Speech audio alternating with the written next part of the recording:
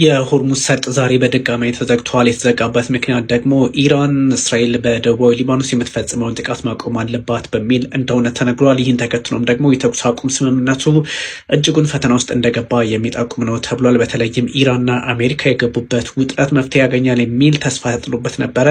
በስዊዘርላንድ የተለያዩ ተወካዮቻቸው ኢራንና አሜሪካ ተልከው ሀሳቦቻቸውን ነገ ተለዋውጠው ተጨማሪ ስነስርዓት ያደርጋሉ ተብሎ በሚጠበቅበት ሰዓት አሁን ደግሞ ሆርሙዝ ሰርጥን ሙሉ በሙሉ ድጋሜ ኢራን መዝጋቷን አረጋግጣለች።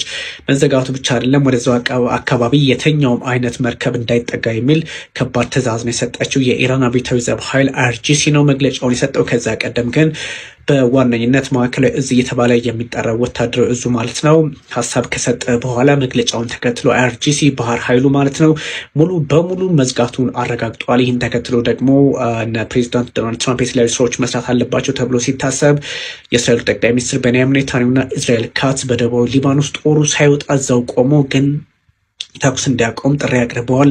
ያም ሆኖ ግን ኢራን እጅጉን አስቸጋሪ የሚባል ጥቃት የተሰነዘረ በመሆኑ ከ32 በላይ ሰዎች ህይወታቸውን በማጣታቸው እኛም እርምጃ እንወስዳለን ከአሁኑ ጀምሮ ሆርሙዝን ዘግተናል በሚል አረጋግጣለች። አይአርጂሲም እሱን አድርገዋል። ስለዚህ የተለያዩ ሀሳቦች ይወጡ ይገኛል። ያም ሆነ ይህ ግን በዋነኝነት ሆርሙዝ ሰርጥ ተዘግቷል የሚለው በርካቶችን እያነጋገረ የሚገኝ ጉዳይ ሆኖ ተመዝግበዋል።